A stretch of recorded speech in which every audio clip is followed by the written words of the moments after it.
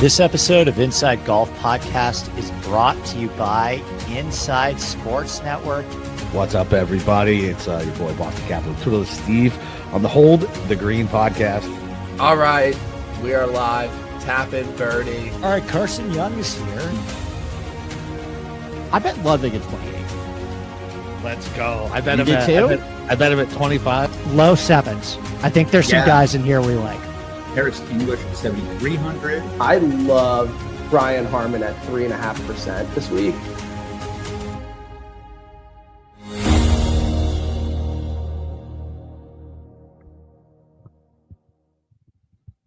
What's up, everybody? Happy Tuesday night. It's your boy Capper with Twitterless Steve to talk about something called the Procore Championship in Napa Valley. It's going to be very exciting, Steve. As you can tell, I am very, very plussed about this tournament. That is so believable. Thank you very much for mustering like 20% energy on that intro there, because folks, let me tell you, this man could not care less about this event this week. Just to pull back the curtain, I know we do a golf show, but my goodness, the level of enthusiasm for this man with this tournament at this mid golf course is nut low, unfortunately. So I'll try to get you excited tonight a little bit. You usually get me riled up a little bit about it. It's a tough spot. You know what I mean? Football just started. It's not a real tournament. I would like it better if the Ryder Cup guys weren't playing.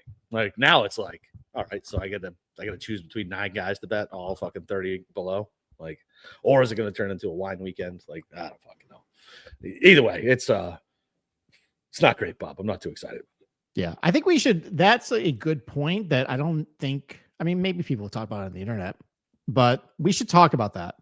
What this actually is this week for a lot of these guys. Right.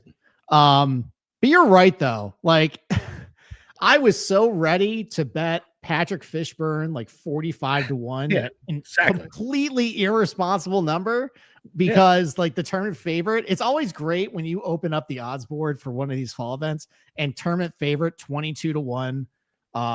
Keith Mitchell just pops up right there. Yeah, exactly. Like, oh, we are so bad. I remember the disgust that you had when I bet at Bermuda, I think maybe 2 or 3 years ago. I think I bet Adam Scott 18-1, and you just completely you judged me. Adam Scott almost won that event, by the way. I think he finished top 5 that week. So yeah, I know he didn't win it. He hasn't won in 6 years. That's how I know. True. Yeah, that's how I know he didn't win. That is true. He has not won this year, or in 6 years. But no, I like this event. I'm excited to be talking about golf again. It's nice that this is just like kind of like the off season. We have the NFL as well. Like it's definitely, and anybody who's watching tonight, it's gonna be a way more casual show. We're basically combining the preview that you would usually see on Sunday with the betting show. I still have a PowerPoint. It is very abbreviated. We're just going to go over some high level stuff. I mean, a lot of these golf courses that they're going to play in the fall, like there's just not much to it. There's not a lot of nuance to it. It's kind of is what it is. But we got some good stuff, and I'm just excited to be talking about golf again after a couple weeks off. Yeah, it is nice because, like we said, we get burnt out by the time playoffs start. Then we're burnt out because the playoff format blows. So really, it's been almost 2 months since golf has mattered. Really, a month and a half, 6 weeks since the Open. I mean, it depends on who you ask. In Ponte Vedra, the last consequential tournament was 2 weeks ago. The Super Bowl of golf, and where Tommy Fleetwood finally got his great grand victory over 29 other guys. Congratulations to him. Whatever. I'm glad Tommy finally won. Air quotes, I guess. Like whatever. It is what it is. It's just the playoff format's so broken. And now they're putting together another player committee that's going to fuck it up even worse because they're talking about more fucking events with less players, and they just constantly step on their dick, and I don't understand. I just don't understand who's running this fucking asylum. Like that's really what it is. Like the inmates are running the asylum. They're letting these greedy golfers decide, oh, okay, wait, like, oh, I can play less. I can play 6 to 8 tournaments a year. They can all be elevated events. They're no cut, and I can make a shit ton of money. And everybody wanted to shit on Live, and PGA is turning into fucking Live for a majority, like a chunk of the season, and it stinks. Both formats stink. Well, if the outcome is somehow Corn Ferry can get elevated, That would be great. Yeah, but they're not going to do that. Like I've always thought, if we're gonna do this, like there's a schedule within a schedule, to where you take the big events, and that's the PGA Tour, and then those guys can't go play in like the Byron Nelson. Those guys can't play in, I don't know, Valspar. But there's fewer guys who can get in the elevated events, and then only the guys who are in the lower tier events, like every other week or so, you get new golfers, and that's just the Corn Ferry Tour. Kind of like how NASCAR kind of differentiates itself. You got the Sunday race, they got the Saturday race with the Xfinity, but the guys who, sometimes they'll go race in the Saturday race, but they don't get money, they don't get points, so they don't really do it. And then you can kind of let like the Corn Ferry, quote unquote, like those guys stand alone, and then we get kind of excited about, oh, this guy is dominating up there. It's on our TV every single week. It probably would not work because the sponsors would not be happy not getting Justin Thomas and Rory. That was my next point. The next point is that the sponsors exemptions ruined this for everything. They put Ricky in, whether he was deserving or not. He made the playoffs all because of exempt events where he didn't have the chance to miss the cut. Like there's so many situations where they could be putting younger players up, not retreads as we call them in like coach territory, right? Like how many times you want to see the same shitbag offensive coordinator come through the NFL? Well, you know what I mean? Like I don't understand why, because he wears orange, and I'm picking on Ricky because I don't like Ricky, but there's plenty of examples other than that where it's like, listen, I get it. The sponsors pay the money. They should be able to have who they want in the tournament. But the problem is the fucking stiff 60-year-old asshole in a suit doesn't actually follow golf or like golf. He's the guy who just kind of pays attention to it a little bit, likes his box and likes to hang out at the country club and get a 15-foot kick in birdie gimme, right? Like, I don't know. I think the whole sport is just, it needs a fucking overhaul, man. It really does. It's just the TV product sucks. The talking heads suck.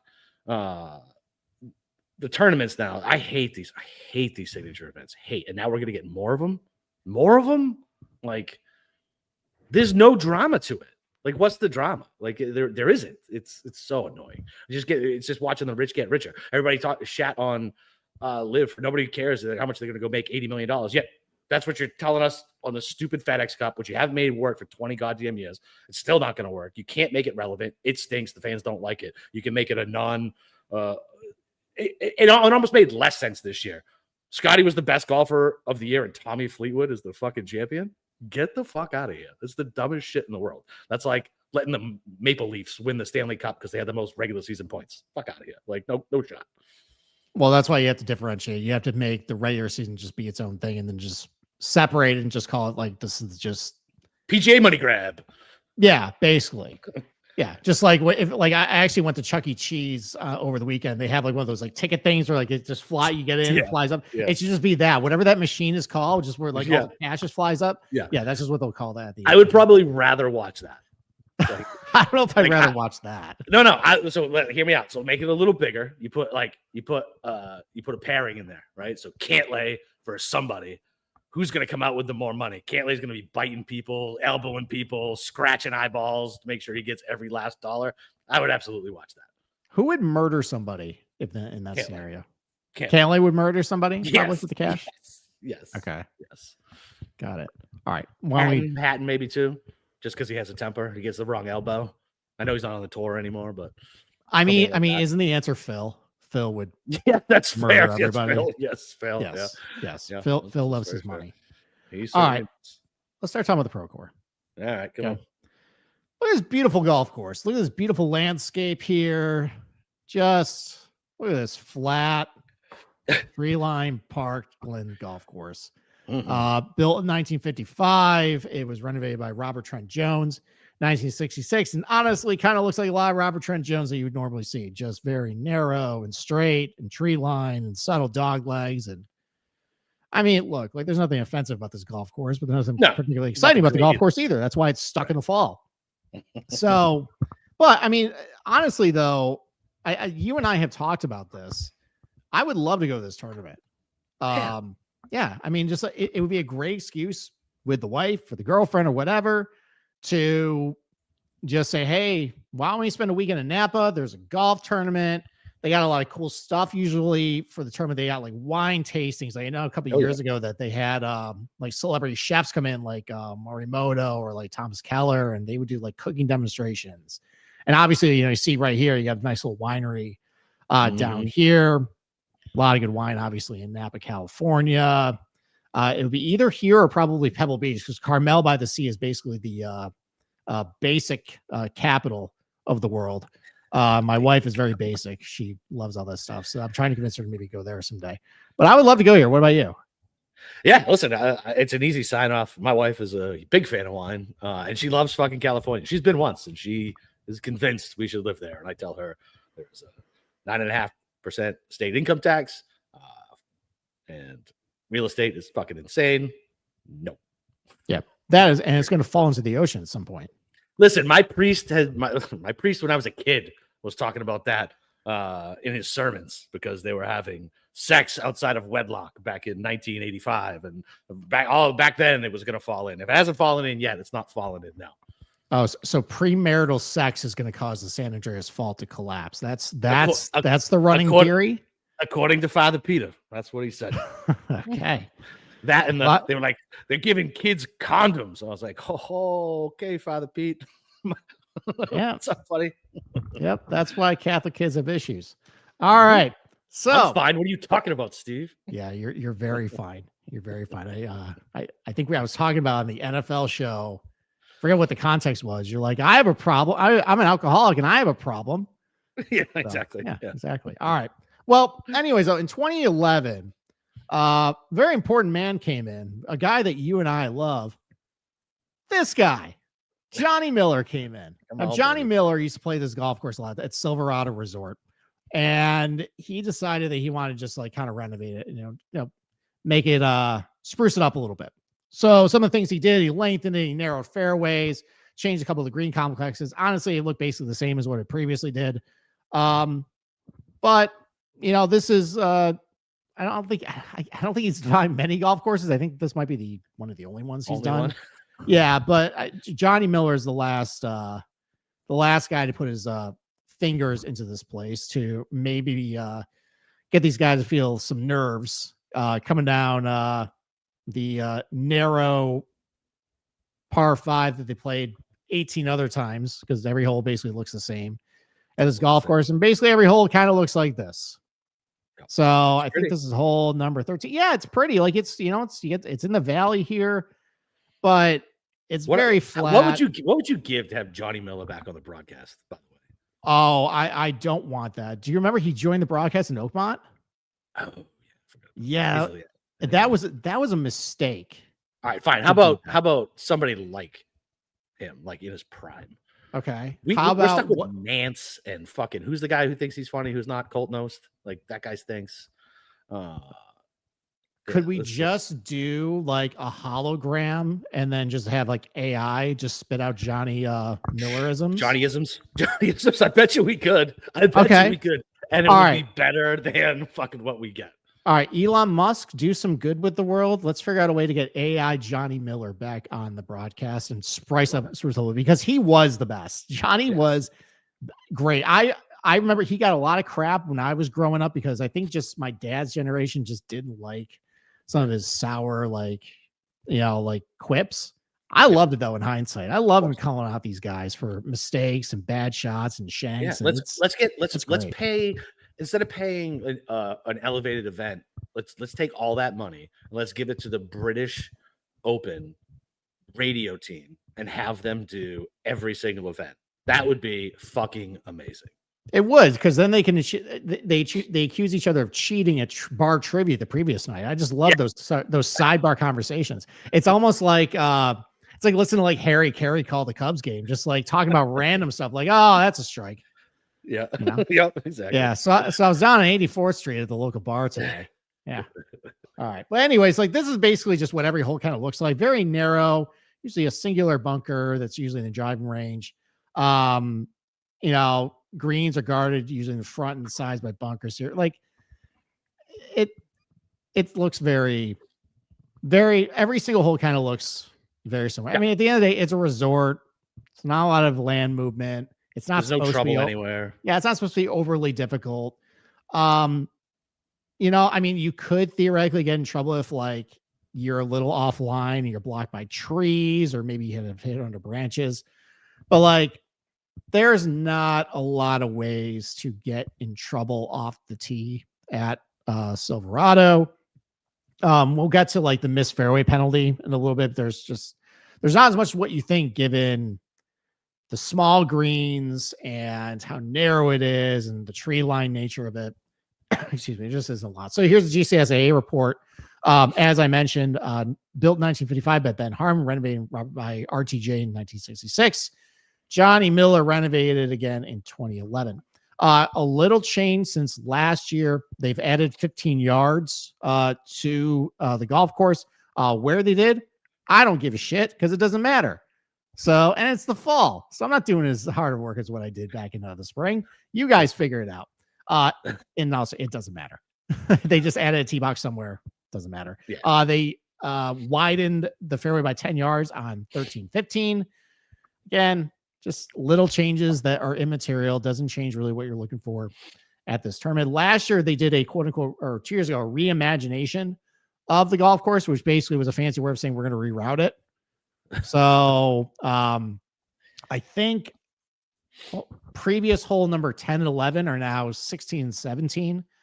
You bring water into play on the par 3 and 17, and then it ends on a par 5. I mean, a little bit of excitement. We saw some fireworks in the year that Danny Willett choked it away. Remember that one?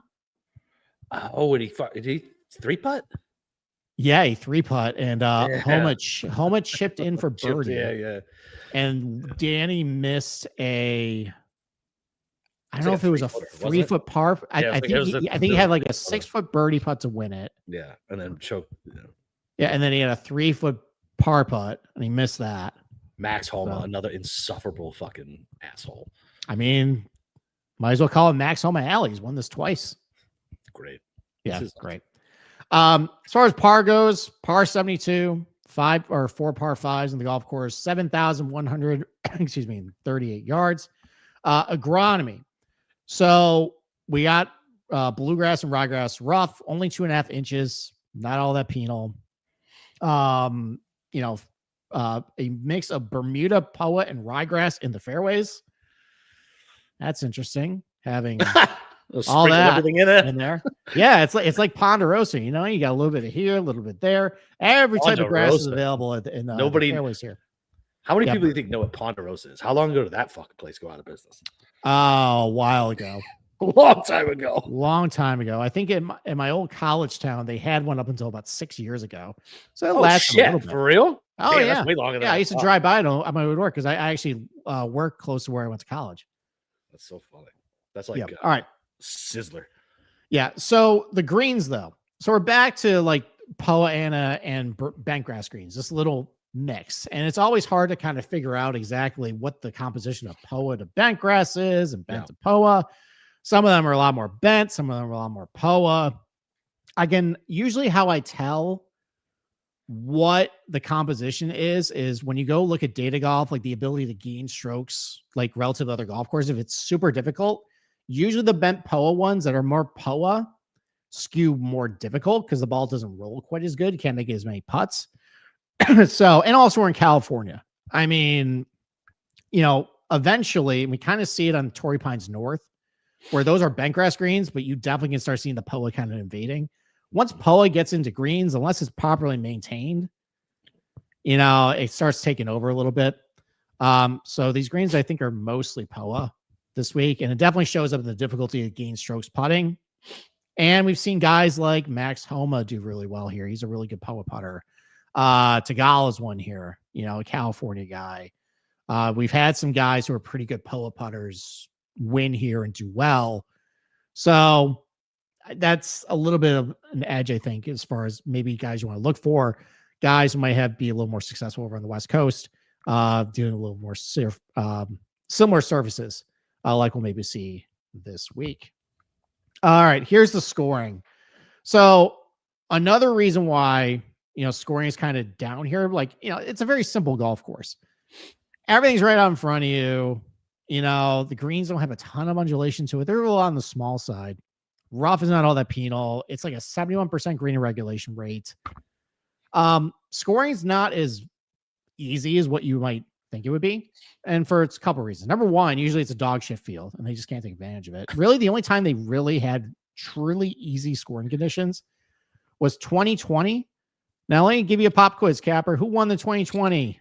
It was the Safeway back then. No idea, Steve.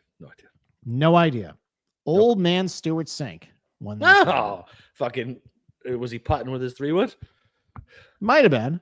The only thing I remember from that tournament was people did not want this tournament to go on because the wildfires were like 6 miles from the golf course and they still decided to have the tournament. So it was not great. Ooh, DraftKings just took down all the bets for the Procore. What happened?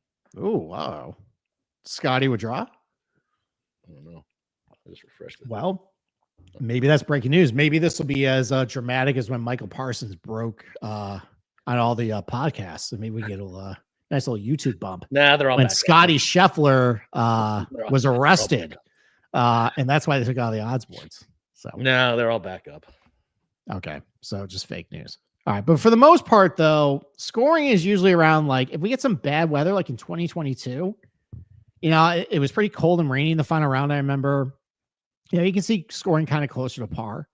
Otherwise, though, it's usually like a little bit under, 1 under par, a little bit maybe over if you get some really benign conditions. Around this time of year, though, there's no rain. Hasn't rained in about 3 months. So greens are probably going to be pretty firm unless they water them. It also can get kind of chilly in the morning. We're going to see that this week, Thursday and Friday.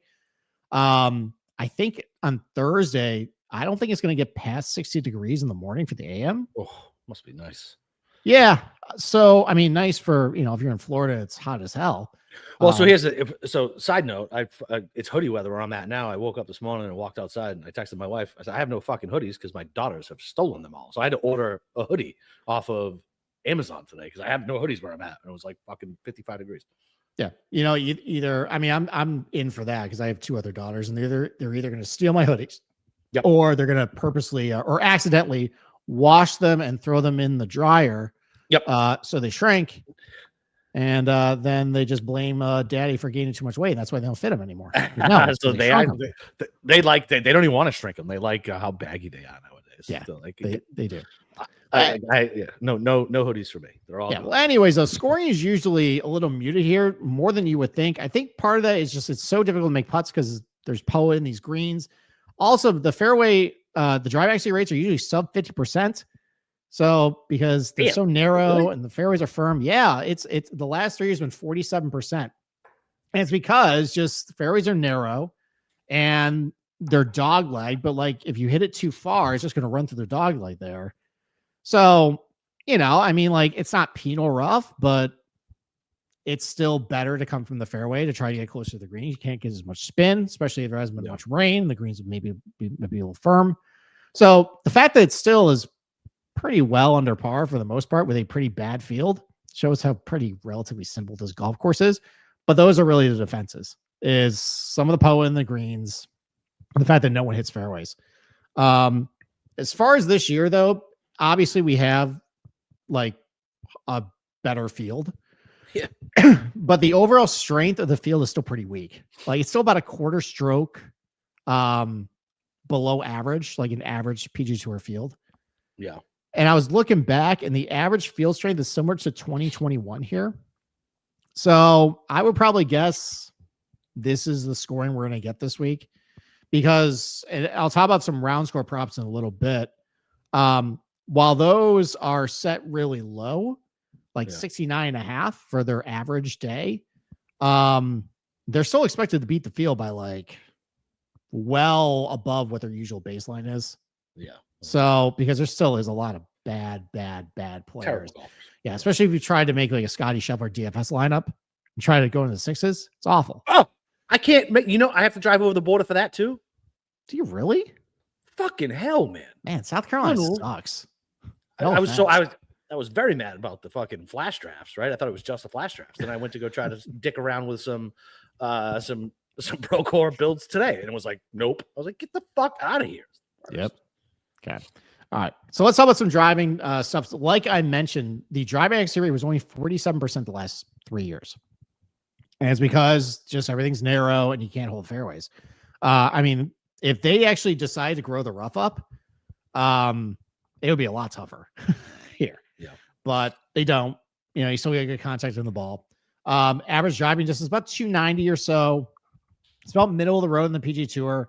I mean, it definitely is not anything to stop somebody from not hitting driver on some of these holes and just carry over dog legs.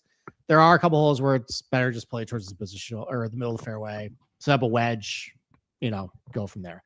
As far as a missed fairway penalty, though, even though there's a high rate of missed fairways at Silverado, missed fairway penalty is not all that severe. It's below average in 2022 and 2023, about average in 2024. Rough penalty, not that severe either for the most part. And there really just is not a lot of opportunity to incur a penalty stroke. Only about 2% of all missed fairways incur a penalty. Basically, you're sending it into like a. I was gonna say, where did they even get one on this course?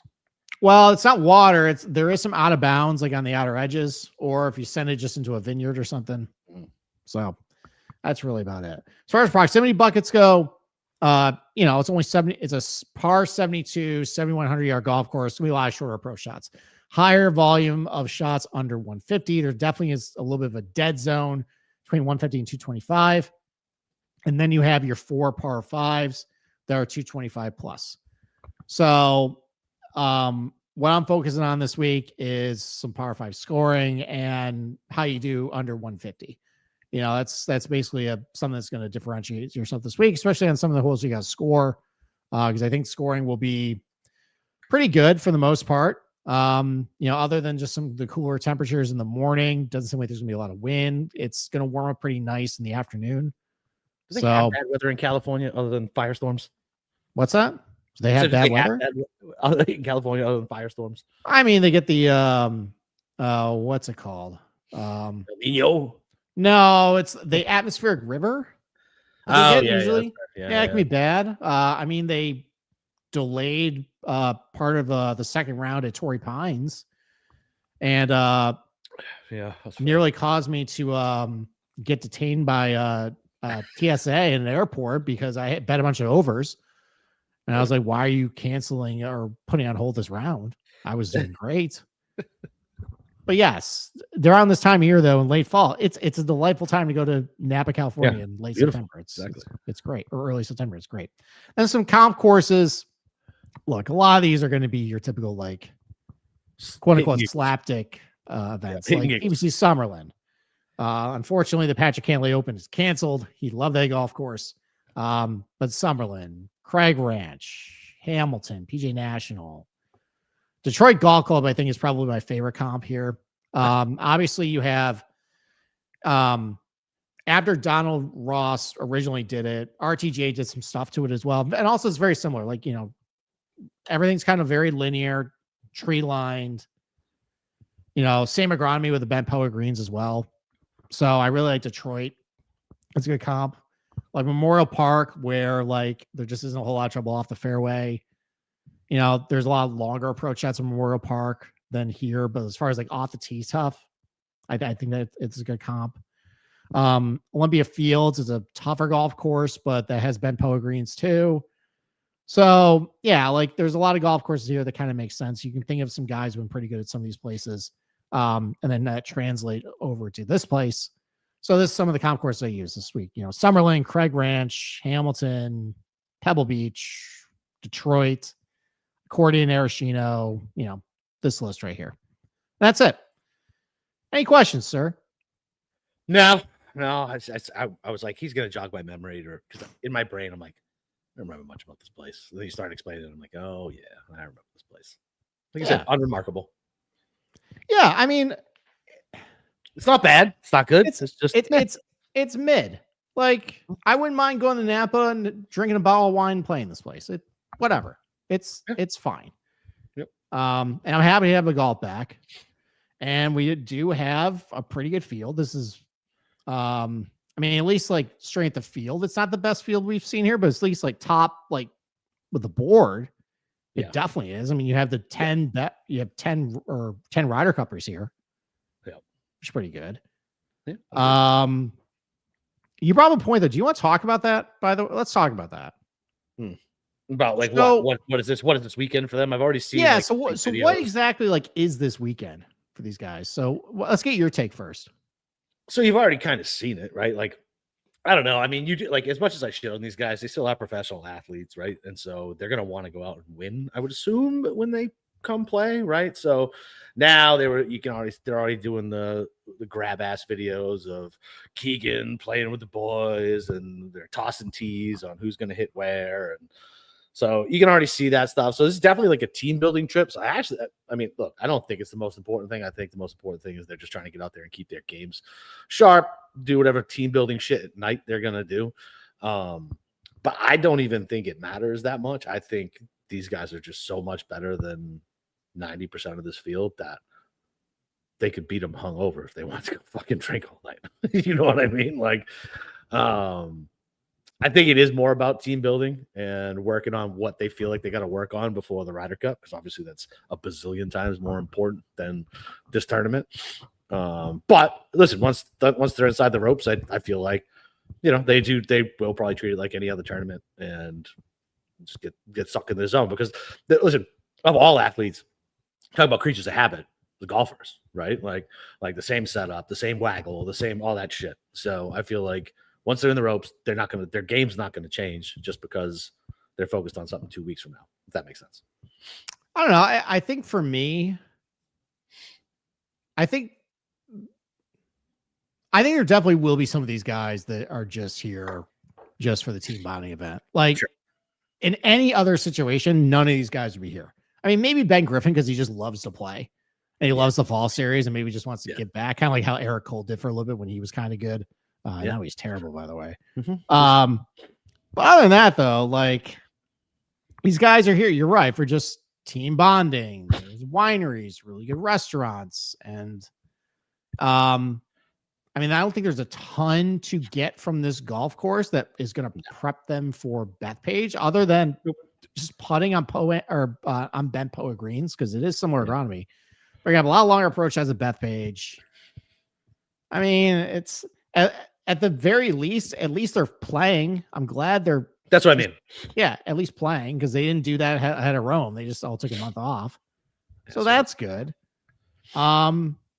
Really, the only guy I think of these 10 that I have zero concerns to just want to go out and just win is because he said this exact thing, is Scotty. Like, Really? What's funny? Yeah. I have his buddy pegged that way. you have Sam Burns pegged that way. Mm-hmm. He don't Okay. drink. What the fuck is he gonna do out there? That's true. I mean, I mean, obviously I like Scotty, but Burns was second in my model this week. I almost bet. I didn't end up betting him, but I I mean, like, because there's a lot of things you can like about him at this golf course. Obviously, he's not shy to win one of these fall events. He's won Sanderson. The iron play has been pretty good the second half of the year. He's been a really good putter on bent Poa surfaces. No rain. No rain. I guess. Yeah, no rain. Pretty good on golf courses that have more shorter irons. You know, he's had a couple of those types of victories. He's come close this year a lot too. He's been in the mix. TPC Toronto, different type of golf course, but those are bent Poa greens. Did pretty well there. I mean, I definitely considered it. Went a different direction at top of the board, but I get it. If you bet Burns this week, I have nothing against that was my first bet, and it's narrative street too. It's like, okay, like he wants to get ready for the cup. He doesn't have a lot of distractions. He might have his wife and kid up there, but I know he don't drink, so I mean, it's tough. Like, I mean, what else are they going to do? It's not like it's going to be a huge distraction. Where I know Cantlay is going to be out, sucking down the bottles with whatever corporate sponsors are out there, and I just think I think that he will care about it because he hasn't gotten a win in a long time. So, and he knows he can go out there and win. And if Scotty's there to play, like, they do feed off each other pretty well. So if he has a chance to try to take down Scotty, even if it's at like a rinky-dink event like this, I feel like he'll try to take it. Okay. Did you bet any without Scotty Marcus this week? No. No. So you don't think Scotty? is going to win. So you're not afraid of him at all. I'm always afraid of Scotty. Okay. All right. So I actually, not for the guy who went to the top of the board because it just didn't fit my card at that point. But for 3 of my other bets, I did actually do without not just Scotty, but a lot of these guys. Yeah, so I'll look for those. Like I told you, I said 2. I only have 3. I only have 3 bets right now. But Okay. I was just looking at another sports book, and they offered without like 4 or 5 of the guys. So I'll probably look at that. Yeah, because look, while it's fun to just have full exposure on, I don't know, William Mao, who's playing Billy good. Katz. Yeah, Billy Katz. Do you really think he's beating all 10 of the Ryder Cup guys this week? Even like a Max Graysman, do you think he's beating all 10 of the Ryder Cup guys this week? No. Yeah. So I think this is one where you might want to explore for maybe a couple of the guys like under 50 to 1, maybe the without Scotty market. Because Scotty definitely has shown he is not shy to win one of these types of golf courses that you would think doesn't fit because more about putting and short irons and blah, blah, blah, blah, blah, blah, blah. And then he shows up and wins like a Caves Valley or Craig Ranch or Harbor Town or TBC River Highlands. Yeah, you name it. Exactly. Like, he can win. And he has gone on to say like, yeah, I just want to win every single week. And there's definitely nothing about this golf course that even he is not above to win. Even though winning's not the most important thing, Steve. He wants to win every week, even though it's not the most important thing. You know, it's for dinner after. You know, they used to give these guys a wine barrel trophy, and if that was up for although you know what, maybe he wouldn't want to win them because he doesn't want that in his house. He doesn't want to be tempted. He doesn't want to be tempted. There's a sin. Can't drink.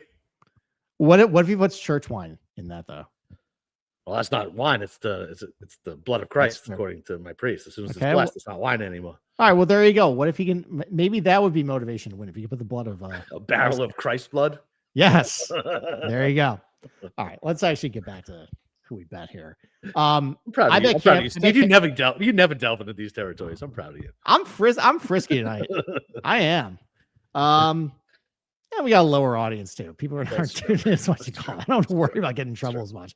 All right. I bet Cam Young at 22 without, and this is not without Sky. This is just Cam Young, just in general. Straight up. Yeah. Just keep it rolling with him. He's been playing great. The iron play has been tremendous. He's another one who's really good on golf courses. They have a lot more shorter irons. He also, just how well he drives the ball, like he can really shorten this place up and take it over dog legs, kind of like how Cam Champ did. Just take lines off the tee that take certain things out of play. The putting has been amazing. He's been pretty good on bent post surfaces in his career too. Like Detroit Golf Club, that's another one where he actually had a couple good finishes there. So, I mean, the lid is off on the fact he's won here. He actually strikes me as somebody who might come here just like, all right, it's business this week. So I bet Cam Young at 22. That's like it. Just overall, though, not protected against anybody, though. I like that. That's fine. It makes sense to me. Okay. Your points make sense. All right. Any other Ryder Cuppers you like this week? JT's a hardo. He could win here. Like I feel like any Ryder Cup guy that's going to win is like a hardo. Okay. Now, granted, that's more than half the team. But I mean, like a hardo. Like JT, I could absolutely see him fucking winning this thing.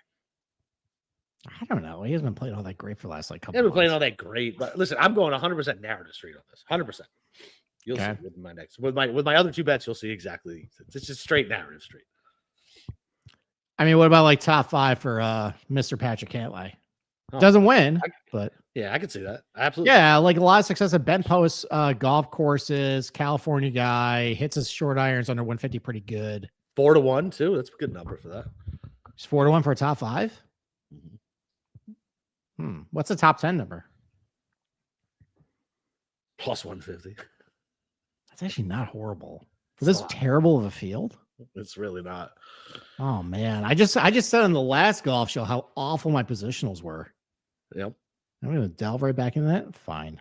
I might be tempted by the blood of Patrick Cantlay this week. Love it. Put him on the card somehow. That's really it though. Like Ben Griffin, I mean, I just think he's continues to be underrated. Yeah, 100%. On the odds board. I actually thought about I thought about it. I actually thought about betting his round score on Thursday. The problem is though, I think the line is actually pretty good. So they set everybody at 69.5. But everybody that should be like, so this is how I look at it. I basically look at what the round score is, and I see, okay, like based on how many strokes they gain over the last 50 rounds, what would be the field average that week? Yep. And normally I can catch guys like saying, like, okay, like if he's going to shoot 69.5, then the field average is only like 0.2 under par. Like it's going to be way easier than that. Like he can, right. I have some room. Crush that. Right. Yeah. And like I find that a lot of like, okay, they'll misprice a guy. Like it should be minus like 150 when it's like minus 110. Well, the problem though this week is that they actually did a good job pricing. Like all the guys that usually like because they're all at 69.5. The guys who would usually outpace it, they're like minus 150 the under, minus 160 the under. Like it's juiced like crazy. And then the other end of the spectrum of guys that like that's really optimistic, it's like minus 150 the over. Yeah. So I don't love round scores this week. I might consider on Friday because a lot of these guys, the better players are teeing off in the afternoon on Thursday. They go off if it's colder on Friday, and I see on Thursday there's a big split in the temperatures. Might dabble some overs if I get some good pricing, but we'll see. What legal sportsbook have these round scores? Not have options. FanDuel and DraftKings. Beautiful. They are very quick to limit people, though. So great. Yeah. Well, they're not going to limit me off of my football weekend. So maybe I can. Maybe I can. Yeah, that's how I stay under the radar with donkey football bets. Yeah, exactly. So, yeah. Oh, I went 10-1 on round scores. Oh, you bet like Jaguars futures too? All right, you're fine. Keep the money coming, motherfucker. Yeah. All right. So the rest of my card though are guys that are not Ryder Cuppers. Yeah, I have two more that aren't Ryder Cuppers. Yeah, I protected them a little bit, but I was debating between one guy, actually two guys, who were Ryder Cup snubs or perceived Ryder Cup snubs. I wonder if we're on the same guy. That might have a chip on their shoulder. So why don't you talk then? Because who'd you pick of those two? I took Mav McNeely. Perfect. Because we're on opposite guys. This is good for the show. Good. Because I took Matt McNeely because he's a West Coast guy, and I can picture him being like, "Don't they know who my father is? How am I not on the Ryder Cup team?" That's gosh, exactly clip that. Like I can 100% see him like doing the frat boy thing when you get pulled over. Don't you know who my dad is? Why am I not on this Ryder Cup team? I can 100% see that. I'll go out there and I'll show them. I'll win in Napa Valley and like have a hard on for it. Because he's a hardo. 25-1 is fucking gross. I only bet it for the narrative street. It would be fucking funny if he actually did win. And like 4 or 5 of the fucking Ryder guys played like ass. Maybe we can get a better price on America. I don't know. I don't even know which way I'm going on that yet. But yeah, I mean, that's it. West Coast guy with the snub, but he could also have the same effect. Like I said, going down the playoff stretch with the Guinea from Jersey. What was his name? Got her up. Like the pressure was too much and he tried too hard and he ended up fucking blowing himself out of the tournament. Yeah. I mean, there's no reason for him to be here. He made the tour championship. So yeah, he doesn't have to. It's only to prove a point. Yeah, so like it is to prove a point, and there's a lot of things he does really well for this golf course. I mean, he's finished second here before, so we know he can have a high ceiling. The iron play has been coming around pretty nicely for most of the second half of the year. Great putter, especially on bent post surfaces. Contended at Case, we're not contended, but like he did really well at Case Valley. So like recent success, maybe that can carry him into this event. And yeah, he's got a chip on his shoulder. But I went with Akshay though. I like it. It was a better number for without Scotty Market. It was 28 without Scotty. Ooh, that's not bad. So I actually it was 20 for Mav, so 28 for Akshay, and Akshay's irons have been tremendous for a lot of tournaments in a row. Really good for under 150. The putter is hit or miss, but he's really good in these bent post surfaces. He's always been pretty good putting on the West Coast too. Yeah. So I took him at 28-1 without Scotty. Love this it. Week. I do love it. Like that's a good pick. Yeah. I thought about Grazerman. just because, Rocket Mortgage or Rocket Classic, Detroit Golf Club can get hot with a putter. I don't like how his irons were trending towards the end of the year. I know, I know we've had a little bit of a pause, but I think I recall because I think we both hit Tagala a couple years ago. Yeah. In 2023, and we both said, well, he was starting to play really well heading in. He had a break, maybe carry the momentum. That's why we bet him to win, and he won. Yep. That was enough for it's been trending downwards. I don't really want that. Yeah. This week. Excuse me. So then I transitioned to the without the top guys. So without Henley, without Burns, without JT, without Cantley, without Scotty. Okay. Like that. I bet Michael Torbjornsen in that market at 45-1. The East Coast kid. Yeah. I went to Stanford though. Oh, that's fair. That's fair. Yeah. So he's used to listen, I like him. I like him better than fucking Clan. That's for goddamn sure. So so yeah. What number did you get him at without all those guys? 45 without all those guys. It's pretty fucking good. Yeah, and he's starting to play. I think I was starting to bet him in the summer. He's starting to play better. He played really well Rocket Classic. He's got a couple top fives under his belt. Didn't end the year so great, but it's something he's not used to playing that long many tournaments. You know what I mean? That type of shit. Yeah, and I believe in the kid's talent, and having him with I think his ceiling without all those other players. Yeah, I think maybe a third place finish to two of those other guys could work, or even a T2 or something. Or I get lucky and I was gonna say you could top fucking 6 it in 5 of the fucking Ryder Cup guys in the top 5. Yeah, or maybe I could hit both. Cam Young winner and then Torbjornsen without Henley, Burns, and JT market. Although you know what, no, that wouldn't work because he would lose to Cam Young, so that wouldn't work. Why would he wouldn't? How would he lose to Cam Young? Win or without? No, because Cam Young's not in that list. So okay. Yeah. Okay. No, it would work. It would only work if I had Burns in that market. Gotcha. So I could absolutely do this. Now I'm gonna have to now you're gonna get me driving over the board doing permutations on who can come in. You could. But no, I bet Torbjornsen in that market.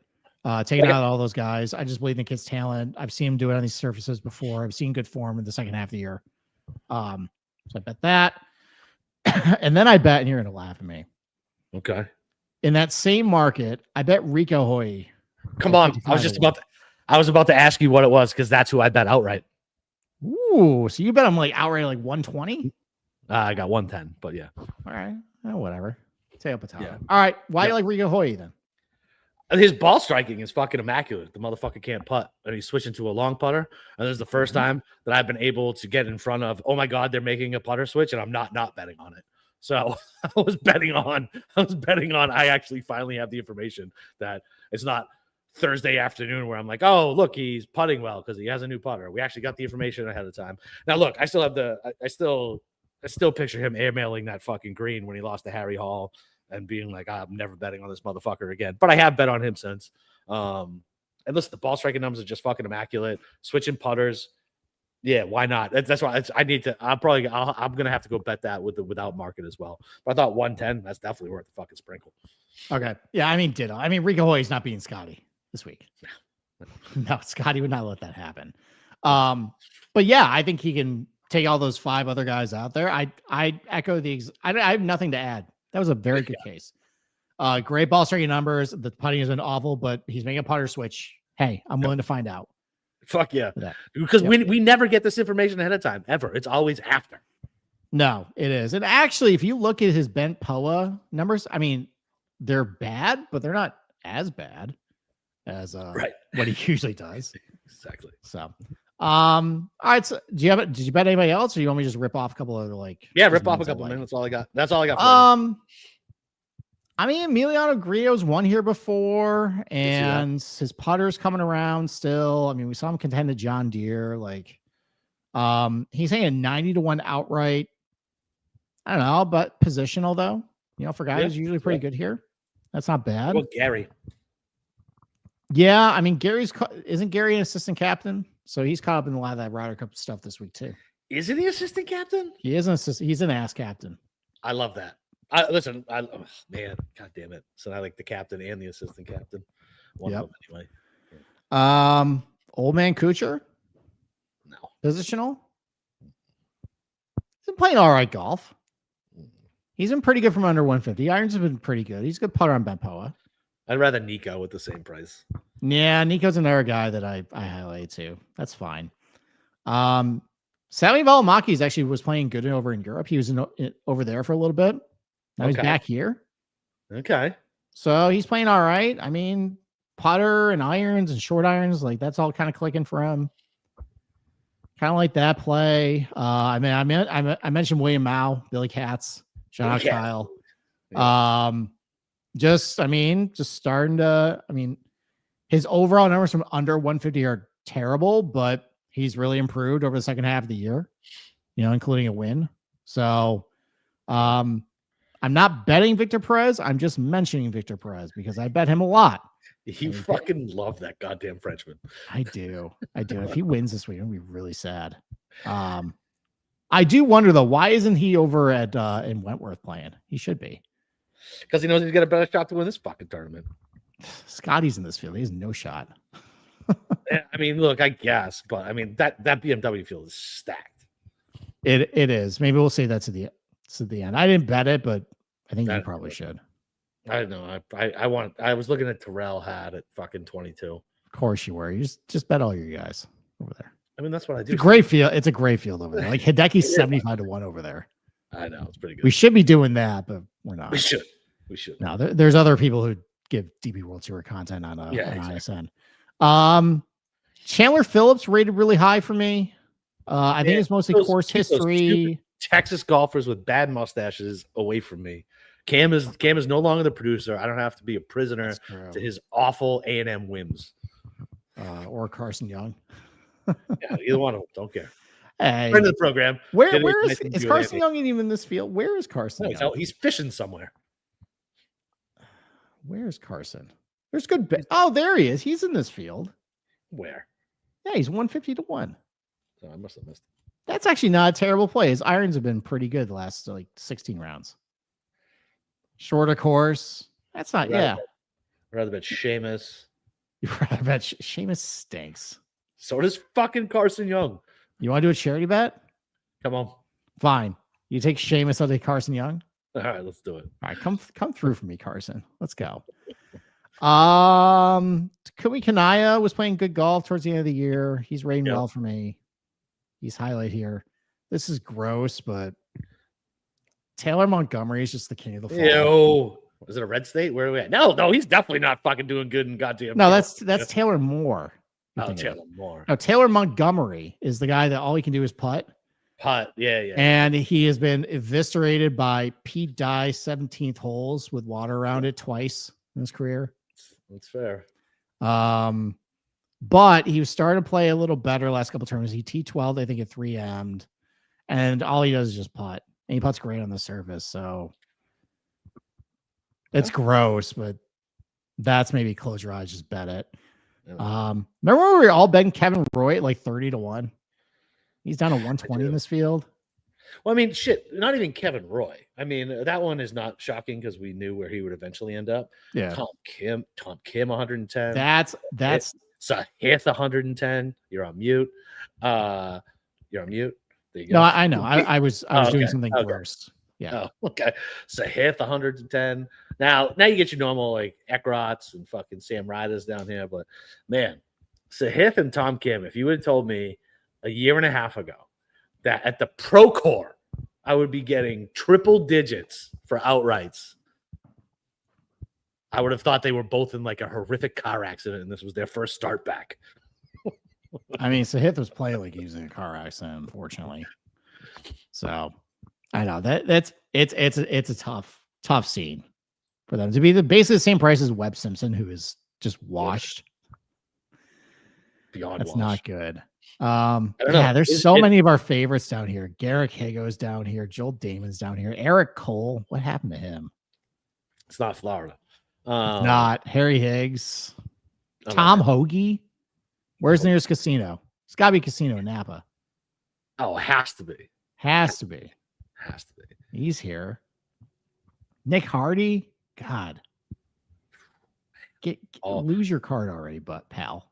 God, seriously, man. Some of these fucking guys that like you say their name and I'm like, I've played these guys in DFS for so long and wasted so much money on these cocksuckers. Remember, I would bet Will Gordon like every single. I do. 2021. I do remember that. And no, I would bet him top 40, and he kept blowing it on Sunday for like six straight weeks. Yep, I just kept losing money on him. Dirt's asking if Diamond's playing for his cat. Is he playing for his cat this year? I believe so. Oh, we're gonna get sad Diamond. Yeah, maybe. So, all right. Brian Campbell's 400 to 1. Come on, FYI. You were saying about that? Sprinkle it. Fuck it. Why not? What a weird year. Win twice and you're still 400 to 1. It's because it's so insane that he won twice. Yeah. Listen, Gordon Sargent, who hasn't panned out, he's down here 400 to 1. Yeah, all these guys stink. Hayden Buckley, 1,000 to 1. Yeah, he also Siwoo murdered his career. Yeah, Buck does not like to fuck. No. That's about it. Shank. Oh man. Ryan Palmer, 1,500 to 1. Sad. Camilo Villegas, 1,000 to 1. That's worth a fucking sprinkle. No, it's not. I know. Why? No, save it for Bermuda. All right. That's fair. That's fair. I will. Yeah. He loves playing there. Okay. All right. That's enough of going through all these fucking bums. All right. So that's the we'll put out the cards in the or at least Steve definitely will put out the card in the Discord. And we got our NFL pick show tomorrow night. Is it just me and you tomorrow night? I believe it's just you and me. And it's going to be like the end of 8 Mile, where you and I go back and forth trying to one-up each other about how much we hate our fucking teams. Yeah, good luck. You can't hate your team more than I hate. Oh, I got a lot. You at least have a future. You have a quarterback you don't know about behind there. I already know mine. I don't know if we have a future. Oh, you have more hope than I got. I promise you that. We can do this tomorrow. We can do this tomorrow. We will. We can do this tomorrow. Yeah, listen, appreciate everybody listening to this. We'll do football this week, next week football, and riding up to the Ryder Cup, man. I don't know what flag I'm flying yet. It's tough. Russ is cooked, 100%. Yes. They ball should be fired for fucking starting that guy again. Yeah, well, I have a take on that tomorrow. Sweet. Well, guys, that is what we call a professional tease in the business. We will talk to you guys tomorrow night around 9:05 after Ball Knowers After Dark. Later.